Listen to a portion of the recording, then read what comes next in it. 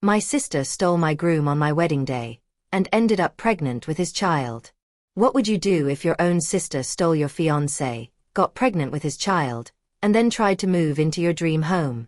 Because I found out the hard way that betrayal doesn't always hit you like a sudden punch. Sometimes it creeps up slowly, like a silk scarf tightening around your throat, until you just can't breathe anymore. That day, I wasn't even supposed to be home. My name is Ivy, and I was meant to be picking out flower arrangements for my wedding. But a sudden migraine sent me back, and there it was, my sister Sophie's car, parked right in our driveway. Odd, since she should have been at work. The front door was unlocked, and then I heard it, giggling, drifting down from upstairs. From my bedroom. My feet felt like lead as I climbed each step, my heart already knowing what my mind desperately refused to accept. Jamie, Sophie's voice, soft and sweet, whispered through the crack in the door. We should tell her soon.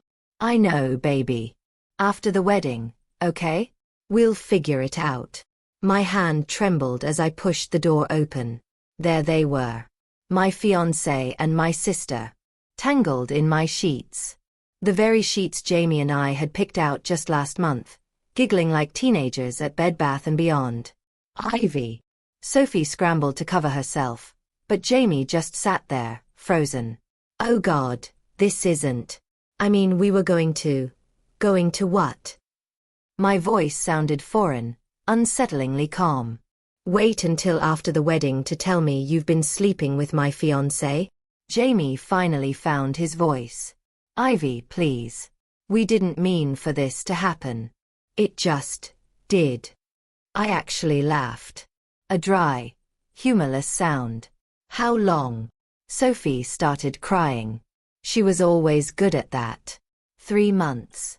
And I'm pregnant. The room spun. 3 months. 3 months while I was planning our wedding, picking out china patterns, writing my vows. They'd been planning their own future. Get out, I whispered. When neither moved, I grabbed Jamie's clothes from the floor and threw them at him. Get out. They dressed quickly, Sophie sobbing the whole time. I stood in the doorway, blocking their exit. The ring. Jamie blinked. What? The engagement ring. Give it back. He slipped it off my finger, his touch making my skin crawl.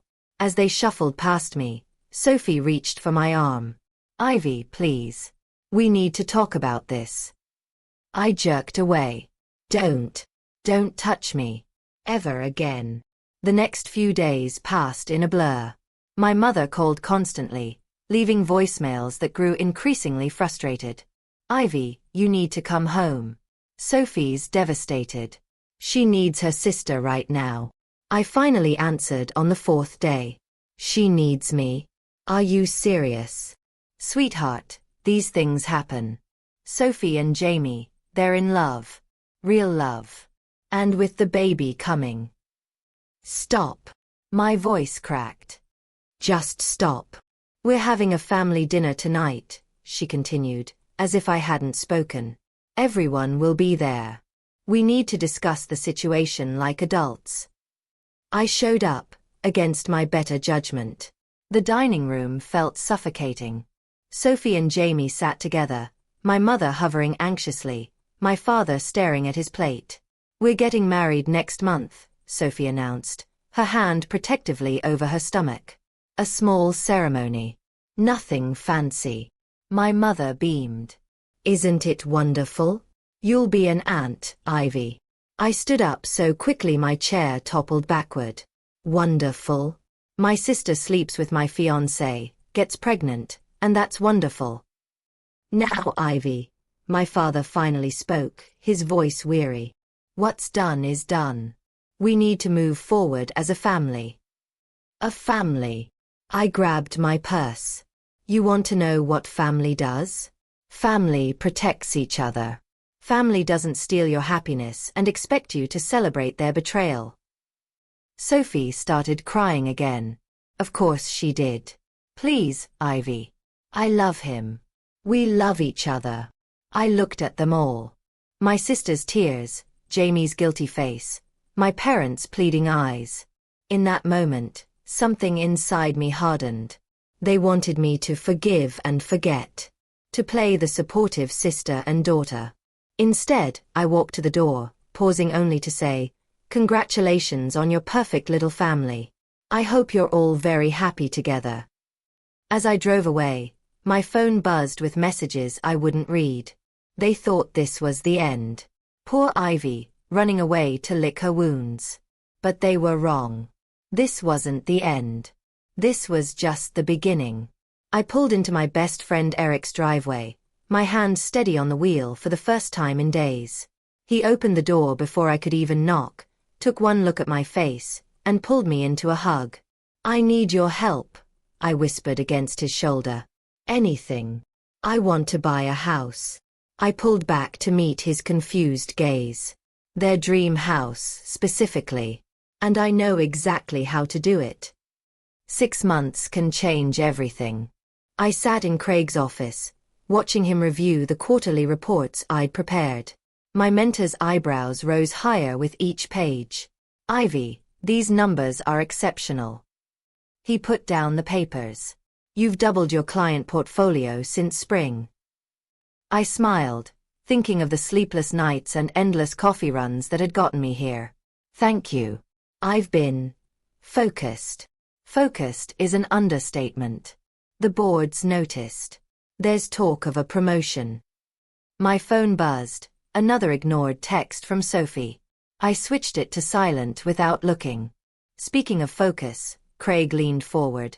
"How's the house hunting going?"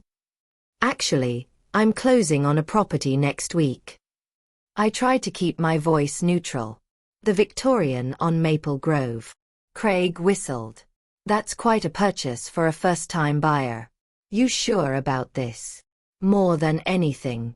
After work, I met Eric at our usual coffee shop. He was already there, laptop open, real estate documents spread across the table. "The sellers accepted your offer," he said without preamble. "But there's something else. Look at this." He turned his laptop toward me. On the screen was Sophie's social media post. "Can't wait to start our new chapter. Dream home, baby on the way." Below it was a photo of her and Jamie in front of the same Victorian house I was about to own. "They don't know," I said, sipping my coffee. "They think they're getting it." "Ivy," Eric ran a hand through his hair. "Are you absolutely sure about this? Once you sign those papers." "They're meeting the realtor tomorrow," I cut in. "To make their offer." "An offer they can't afford, by the way. I've seen Jamie's financials." "How did you?" "Denise in accounting. She owed me a favor." Eric closed his laptop. "You've thought of everything, haven't you?" "Almost." I pulled out my phone, showing him the invitation I'd just received. "Sophie's having a housewarming party next month. For a house she doesn't own yet." My phone rang. My mother, this time. I declined the call. "They're going to hate you for this," Eric said quietly. "They already do. They just pretend they don't." The next week passed in a blur of signatures and legal documents. I sat in my lawyer's office, pen hovering over the final paper. "Once you sign," she said, "the house is yours. All renovations and modifications will be at your discretion." I signed. Walking out, I bumped into Denise from work. "Hey, I was just heading to your office. Did you hear about Sophie and Jamie?" My stomach tightened. "What about them?" "Their loan application was denied. They're devastated. Sophie's been crying all over Facebook about losing their dream home." I forced a sympathetic frown. "That's terrible." "I know, and with the baby coming." Denise lowered her voice. "Your mom called the office looking for you. Said Sophie really needs her sister right now." "I'm sure she does." Back at my desk, I opened my email to find the contractor's quote for renovations. The amount would barely dent my savings. Unlike Sophie and Jamie, I'd been smart with my money. My phone lit up with a text from Eliana. "Family dinner tonight. Please come. They're announcing the baby's gender." I typed back, "Can't." Working late. You can't avoid them forever, she replied. Watch me. That evening, I stood in front of my new house. My house. The porch needed work, the paint was peeling, but it was mine. All mine. Eric pulled up in his car. Thought I'd find you here. Just imagining the possibilities. I turned to him. Want to see inside? We walked through empty rooms that echoed with our footsteps. Sophie and Jamie had planned their whole future here.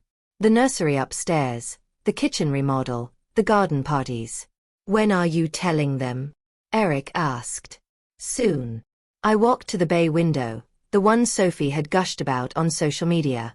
They're having a girl, you know. Found out today. Ivy, don't. I pressed my hand against the cool glass. Don't make me feel guilty about this. They didn't feel guilty about what they did to me. My phone buzzed again. This time, I looked. It was Sophie's housewarming invitation, sent to the entire family group chat. Join us in celebrating our new home. Can't wait to share this special moment with everyone we love. Eric read over my shoulder. She still doesn't know. No. I smiled, remembering the renovation schedule I'd just approved. But she will. Very soon. I took one last look around what would have been their dream home. In days, the contractors would arrive. In 31 days, Sophie and Jamie would realize exactly what they'd lost. And I would be there to watch it all unfold. You're different lately, Denise said, studying me over lunch. Calmer. Almost scary calm. I stirred my salad, watching lettuce leaves swirl like tiny green boats. I'm just focused on work. Please. You're plotting something. She leaned closer. Spill. Before I could respond, Sophie walked into the restaurant, her baby bump now obvious under her flowing dress. I ducked behind my menu, but it was too late. Ivy. She waddled over, Jamie trailing behind her. I've been trying to reach you for weeks. I've been busy. I kept my voice light. Professional. The restaurant was full of my colleagues. Congratulations on the gender reveal, by the way. You'd know more if you'd come to family dinners. Sophie pulled up a chair uninvited. We miss you. Jamie stood awkwardly beside her. Hey, Ivy. I ignored him, gathering my things. Sorry, I have a meeting. Wait. Sophie grabbed my arm. The housewarming party, you're coming, right? We found another house, even better than the Victorian. Everything happens for a reason, you know. I met her eyes. Does it? Of course. Like me and Jamie. Sometimes, the universe knows better than we do. Denise choked on her water. The universe. I stood up. Right. Well, I wouldn't miss your housewarming for anything. Outside, Denise caught up with me. Okay, what was that? You looked like you were about to either cry or commit murder. Neither. I checked my phone, an email from the contractors confirming next week's start date. I'm just giving the universe a little help. Back at the office, Eric was waiting by my desk. Emergency best friend meeting. Now. He dragged me to the stairwell, our usual spot for private conversations. I just overheard Jamie on the phone. He's in trouble, Ivy. Big trouble. What kind of trouble? Gambling debts. He's been betting on sports games, losing big. That's why they couldn't get the house loan. I leaned against the wall. Does Sophie know? No, he's telling everyone they chose a different house because it's better for the baby. Eric ran a hand through his hair. This changes things, right? Changes what? Your plan. I mean, they're already suffering. Maybe that's enough. I thought about my mother's voice messages, all about how Sophie needed support, how blessed they were, how I needed to move on. About Jamie's hand on my sister's stomach at the restaurant, the same hand that used to hold mine. No, I said. It's not enough. That night, I drove past their current apartment. The lights were on. Shadows moved behind curtains. They looked happy. Normal. Like they hadn't destroyed someone else's life to build their own. My phone rang. Eliana. Before you say no, she said when I answered. Hear me out.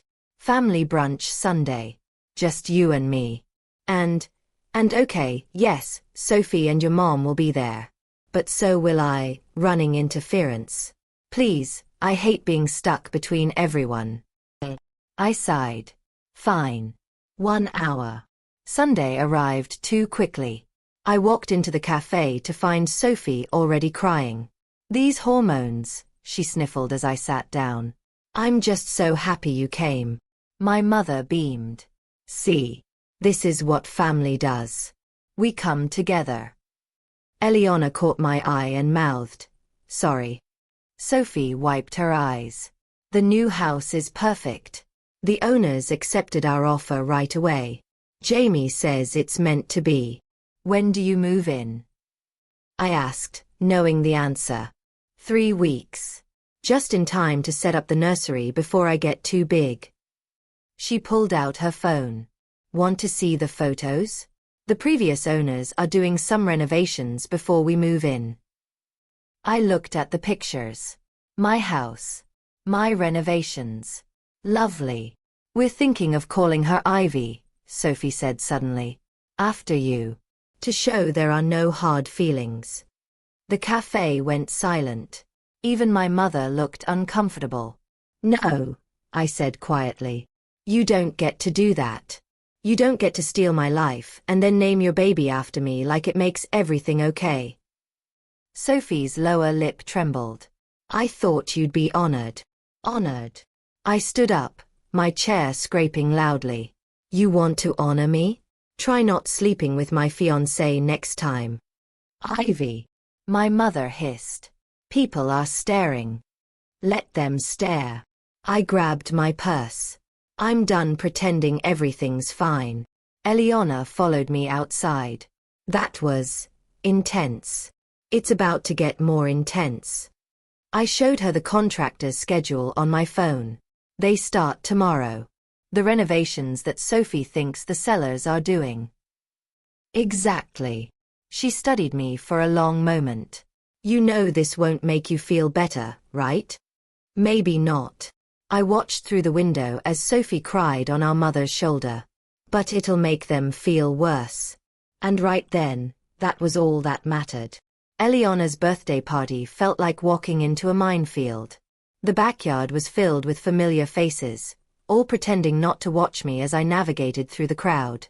Eric squeezed my hand reassuringly. We can leave any time, he whispered. Not yet. I spotted Jamie by the drinks table, checking his phone with a worried expression. This is getting interesting. Sophie waved from her seat of honor, surrounded by gift bags full of baby items. Trust her to hijack someone else's birthday party. Ivy. Come feel the baby kick. I'm good. I grabbed a glass of wine, watching Jamie slip away to make another phone call. Eliana appeared beside me. He's been doing that all afternoon. Sophie thinks he's handling work stuff. Bookie stuff more likely, I muttered. What? Nothing. I forced a smile as my mother approached. Ivy. Darling. Sophie's about to open the presents. Come sit with us. Actually, I raised my voice slightly. I'd love to hear more about the house. So, Sophie, the renovations must be almost done. Sophie brightened. Oh my God, yes. The contractors have been amazing. They're painting the nursery this gorgeous shade of lavender. Contractors.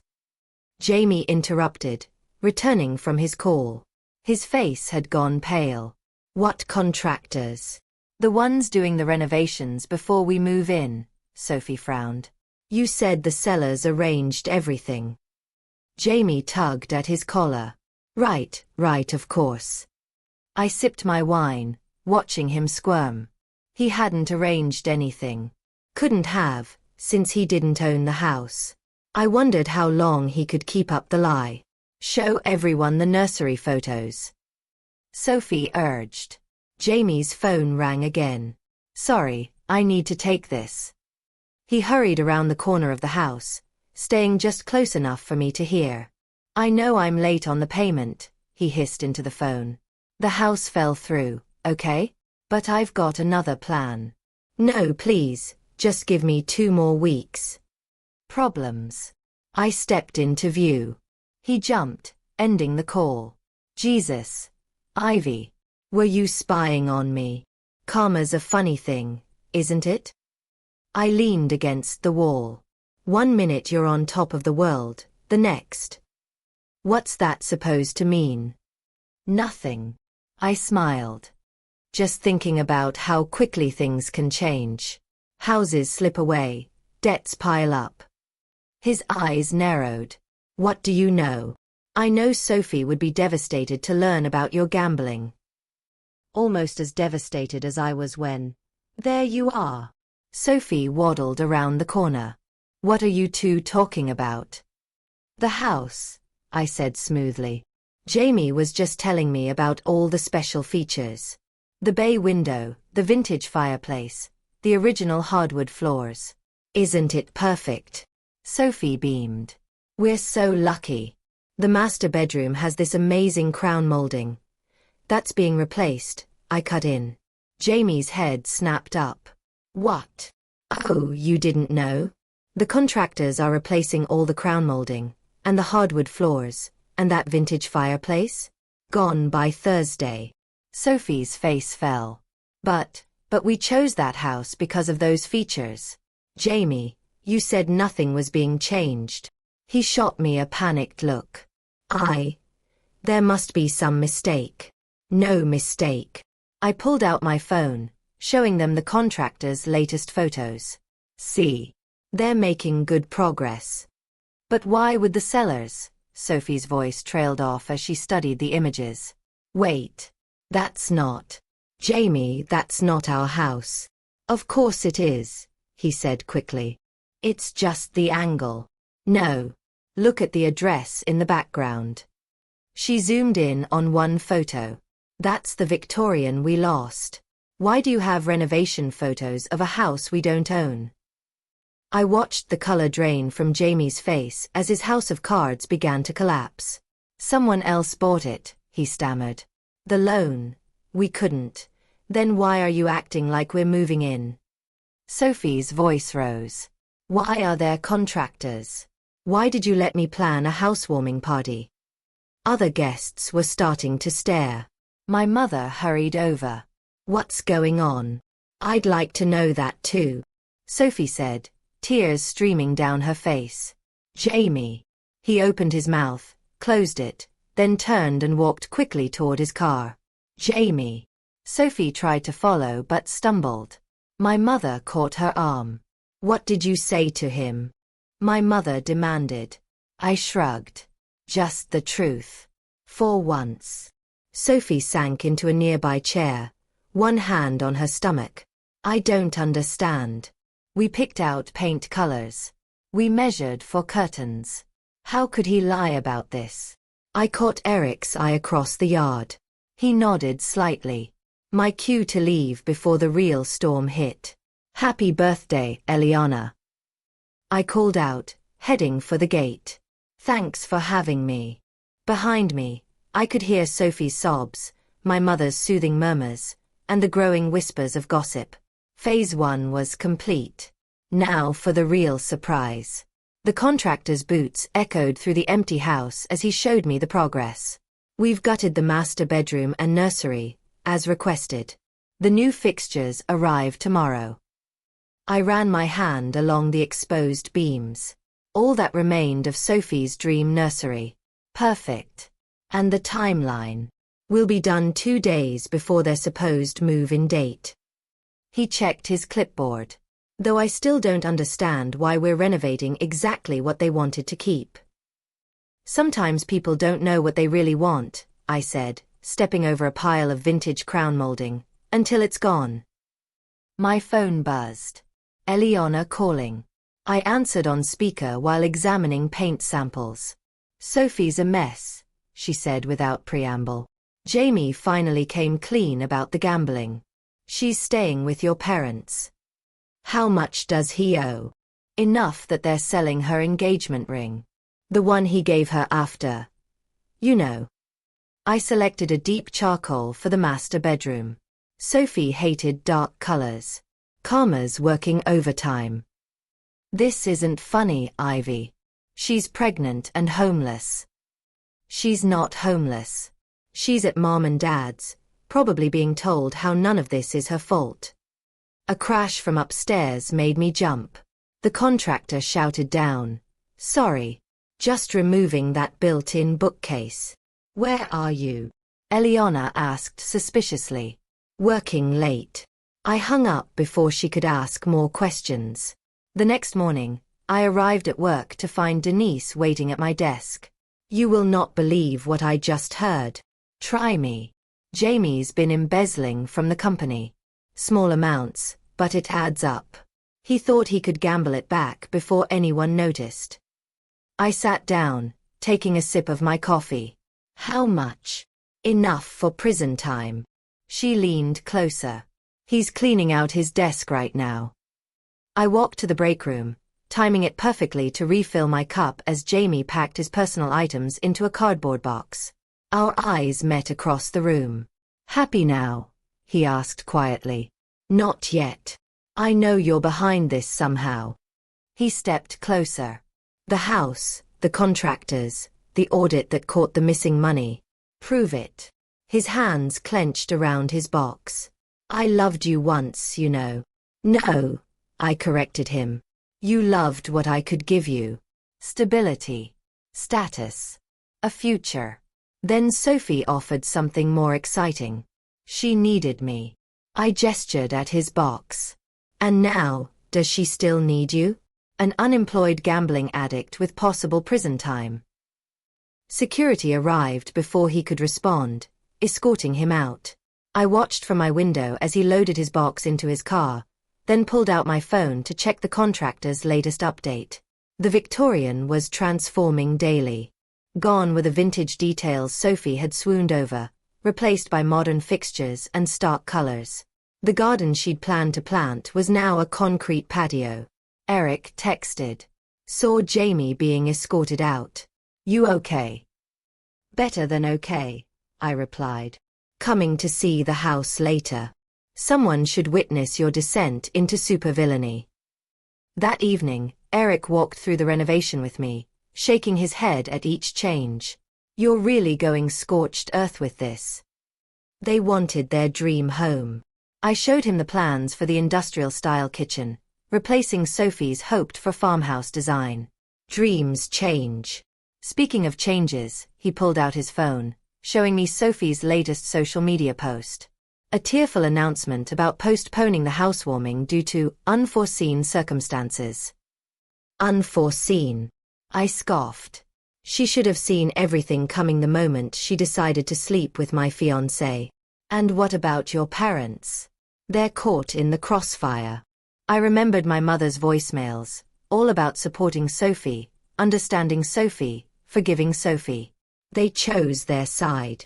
My phone lit up with a text from an unknown number. It was Jamie. Please. She's pregnant. Just tell me who bought the house. We can work something out. Still taking calls from your ex? Eric peered over my shoulder. Not for long. I blocked the number, then opened my email to approve the final renovation changes. You know, Eric said carefully, there's still time to stop this. Sell the house. Take the profit. Start fresh somewhere else. I walked to the bay window, the last original feature left. Tomorrow, it would be replaced with floor-to-ceiling modern glass. They took everything from me, I said quietly. My future. My family. My trust. Now, I'm taking something back. And after? When the house is done and they're broken, what then? Before I could answer, headlights swept across the window. A familiar car pulled into the driveway. Is that? Eric moved beside me. Sophie stepped out of her car, staring up at the house. My house. With tears streaming down her face. Showtime, I whispered, heading for the door. What are you doing here? I called from the porch. making Sophie jump. Ivy. She squinted through the darkness. What are you? Why are you in our house? Your house. I stepped into the light. That's interesting. Show me the deed. Sophie's hand went protectively to her stomach, her default move lately. The sellers never accepted your offer, I finished, because they'd already sold it to someone else. Understanding dawned slowly across her face. No, you didn't. I pulled out my keys, dangling them in the moonlight. Want a tour? She followed me inside, gasping at each renovation. The exposed brick she'd loved was now covered in sleek white paint. The vintage staircase had been replaced with modern floating steps. You're destroying it, she whispered. I'm making it mine. Eric hung back, watching us circle each other like wary cats. Sophie's eyes were red-rimmed, her designer dress wrinkled. Why? Her voice cracked. To hurt me. Why did you sleep with my fiancé? I countered. To hurt me. I loved him. I still love him. Even after, she choked back a sob. Did you get him fired too? Jamie got himself fired. Just like he got himself into gambling debt. He was trying to buy this house for us. She gestured at the gutted rooms. For our family. Your family, I laughed. You mean the family you built on the ruins of mine? Sophie sank onto a dusty contractor's stool. I never meant to fall in love with him, but you did. And instead of walking away, you took everything. My fiancé. My future. Our parents' support. You took it all with a smile, then expected me to celebrate your happiness. Mom and Dad still love you. They tolerate me. They love you. The pregnant daughter. The victim. The one who needs protecting. Eric cleared his throat. Ivy, no. I turned back to Sophie. You want to know the best part? Jamie was planning to sell this house behind your back to pay his debts. She shook her head. You're lying. Check his phone. Check the messages from his bookie. Ask him about the company money he stole. Sophie's face crumpled. Stop it. The perfect life you stole from me? It's falling apart. And I get to watch. I'm your sister. You stopped being my sister the moment you chose him over me. A loud crash from upstairs made us all jump.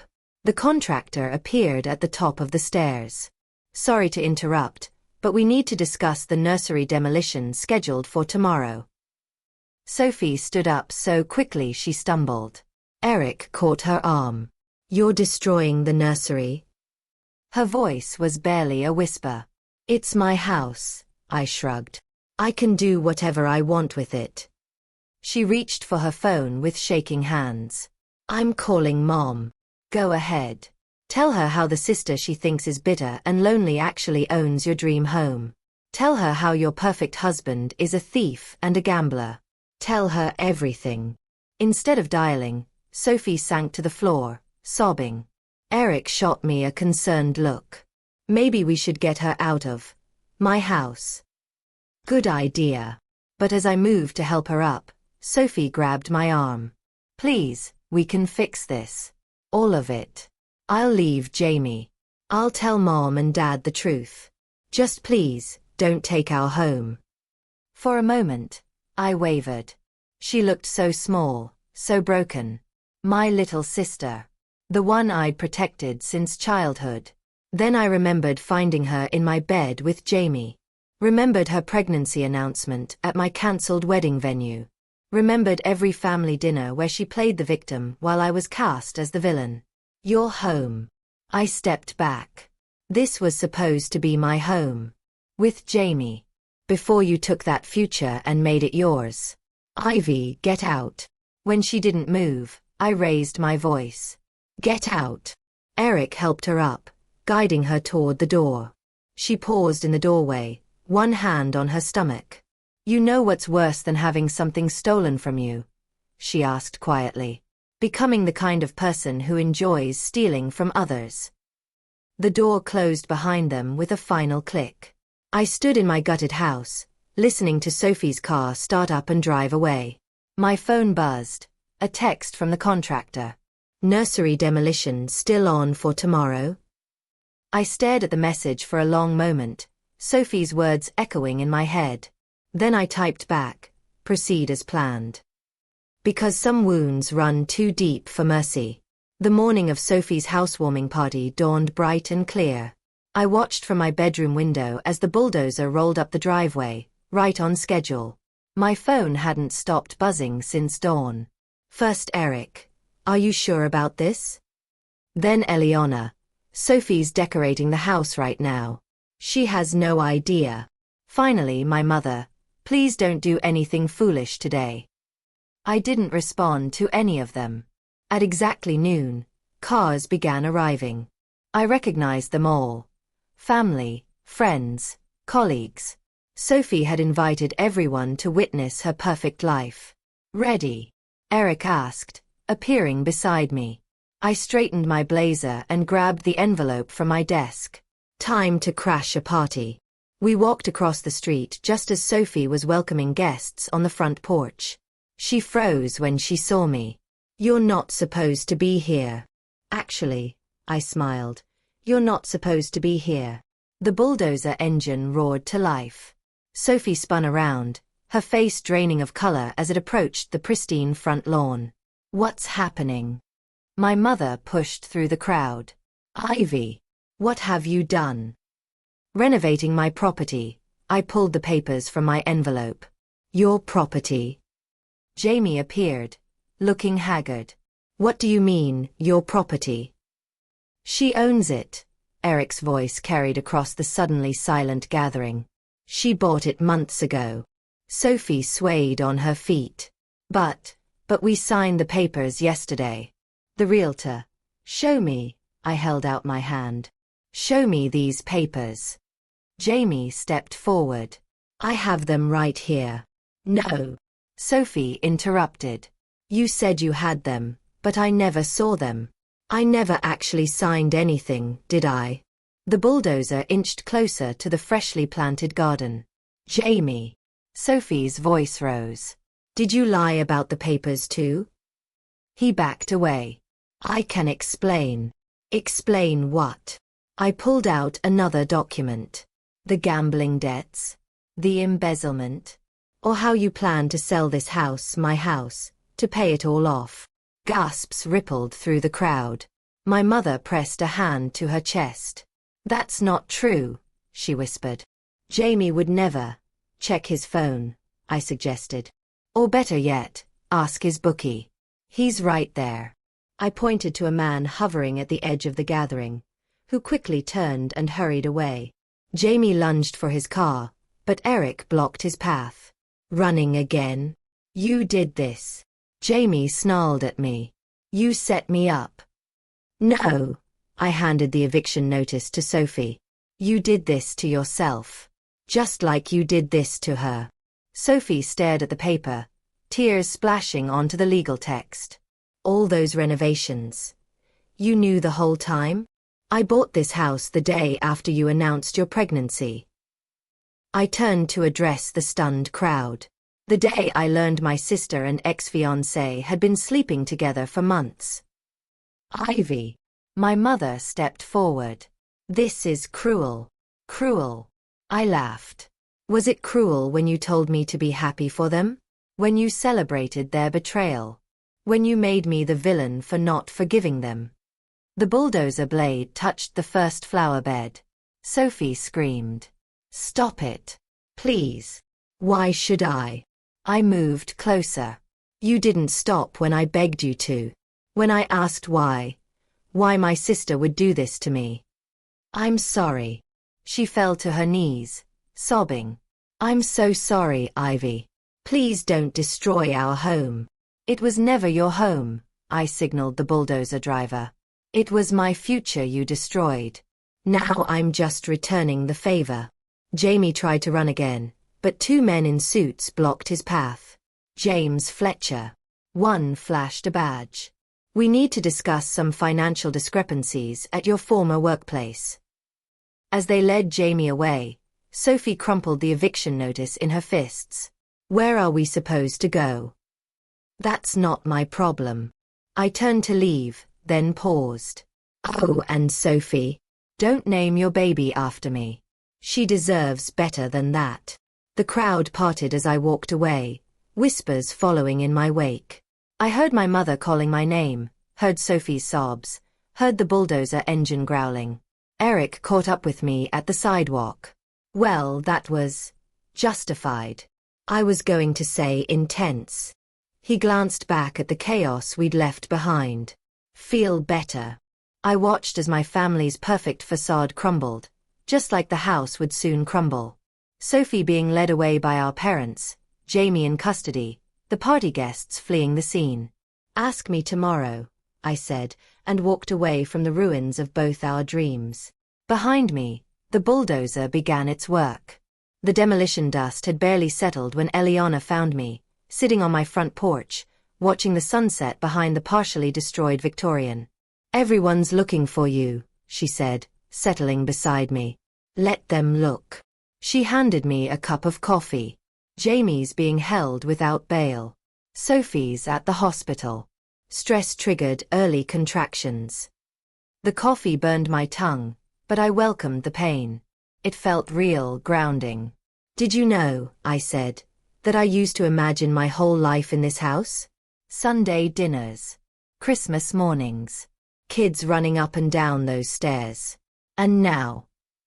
I gestured at the demolished garden, the exposed beams, the chaos I'd created. Now I'm going to sell it as is. Let someone else build something new from the wreckage. My phone lit up. My mother calling again. This time I answered. Where are you? She demanded. Home. This isn't funny, Ivy. Your sister needs you. No, I said quietly. She doesn't. And neither do you. I hung up as Eric's car pulled into the driveway. He carried a box of my old photos, the ones I'd left at my parents' house. Your mom dropped these off at my place, he said. Think she was hoping to find you there. I pulled out a photo, Sophie and me as kids, matching Halloween costumes. We used to be inseparable. People change. No, I crumpled the photo. People reveal who they really are. Eliana's phone buzzed. She read the message, then looked at me carefully. Sophie lost the baby. The words hung in the air like the demolition dust. I waited to feel satisfaction. Victory. Something. Instead, I felt hollow. Ivy. Eric touched my arm. Talk to us. I wanted them to hurt like I hurt. I stared at the ruined house. But this isn't what I wanted. What did you want? I don't know anymore. Headlights swept across the lawn as another car approached. Sophie stepped out, looking pale and small in her hospital gown. You shouldn't be here, Eliana started, but Sophie held up a hand. I need to say something. I stood facing my sister across the debris-strewn yard. She looked at the destruction around us, then back at me. I deserved this, she said softly. All of it. I destroyed your life because I was jealous. You had everything. The perfect fiancé. The perfect future.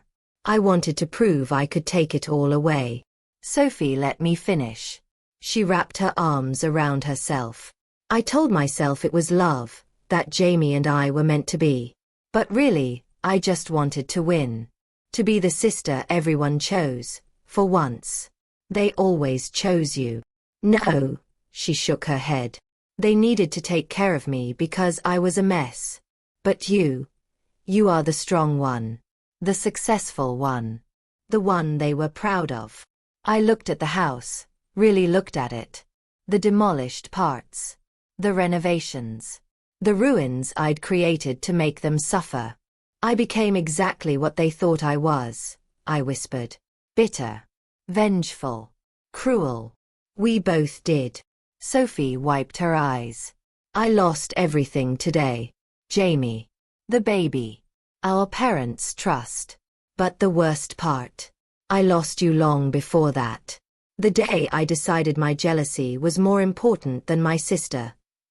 Eric and Eliana backed away, giving us space in the growing darkness. Sophie and I stood among the ruins of both our lives. I can't forgive you, I said finally. I know. But I don't want to hate you anymore. She nodded, tears streaming down her face. What happens now? I looked at the bulldozer, still waiting for tomorrow's demolition. At the house that had become a monument to revenge, rather than healing. Now, I said, we both start over. Separately. Will you ever talk to me again? Maybe someday. When it doesn't hurt to look at you. She turned to leave, then paused. For what it's worth, I'm sorry. Not because I got caught or because everything fell apart. But because I broke something that can never be fixed. I watched her drive away, then turned to Eric and Eliana. Call the contractor. Tell them to stop the demolition. You're keeping the house? Eric asked. No. I took one last look at the Victorian. My dream home. My instrument of revenge. My prison of bitterness. I'm going to restore it. Not for Sophie. Not for revenge. But for me. Then I'm selling it. And moving somewhere new. Running away? Eliana asked. No. I smiled, feeling lighter than I had in months. Moving forward. Because sometimes the best revenge isn't destruction.